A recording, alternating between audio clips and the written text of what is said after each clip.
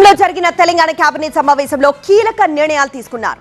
Municipal ఎన్నికల నుంచి జిల్లాల పునర్విభజన వరకు, మేడారం అభివృద్ధి నుంచి సాగునీటి ప్రాజెక్టుల వరకు మొత్తం 18 కీలక అంశాలపై కేబినెట్ విస్తృతంగా చర్చించింది. మేడారం వేదికగా జరిగిన రాష్ట్ర కేబినెట్ సమావేశం పాలనలో కొత్త దిశను సూచిస్తోంది. రాష్ట్రంలో మున్సిపల్ ఎన్నికలకు కేబినెట్ గ్రీన్ సిగ్నల్ ఇవ్వడంతో ఎన్నికల వాతావరణం ఒక్కసారిగా వేడెక్కింది. ఫిబ్రవరి 2వ వారంలో మున్సిపల్ ఎన్నికలు నిర్వహించేందుకు అధికారికంగా ఆమోదం లభించడంతో రాజకీయ పార్టీలు మరో సమరానికి సిద్ధం కాబోతున్నాయి. మరోవైపు జిల్లాల పునర్విభజన అంశంపై కేబినెట్ కీలక నిర్ణయం తీసుకుంది.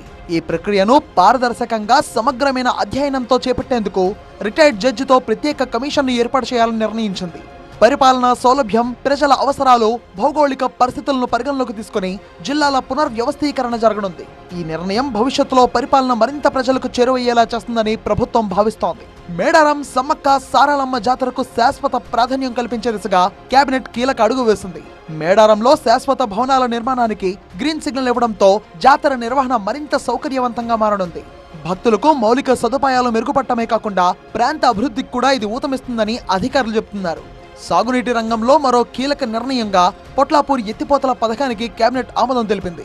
ఈ ప్రాజెక్ట్ అమలైతే సాగునీటి సమస్యలు తగ్గి రైతులకు స్థిరమైన నీటి సరఫరా అందే అవకాశాలు పెరుగుతాయని ప్రభుత్వం అంచనా వేస్తోంది. మరోవైపు గోదావరి పుష్కరాలకు శాశ్వత భవనాలు ఏర్పాటు చేయాలని నిర్ణయించింది. మెట్రో ఫేజ్ 2 పనులకు కేబినెట్ ఆమోదం తెలిపింది. ఇక మేడారం అభివృద్ధికి 3 దశల్లో 40 ఎకరాల భూమిని సేకరించాలని నిర్ణయించారు. బాసర నుంచి భద్రాచలం వరకు టెంపుల్ సర్క్యూట్ ను ఏర్పాటు చేయాలని నిర్ణయించారు.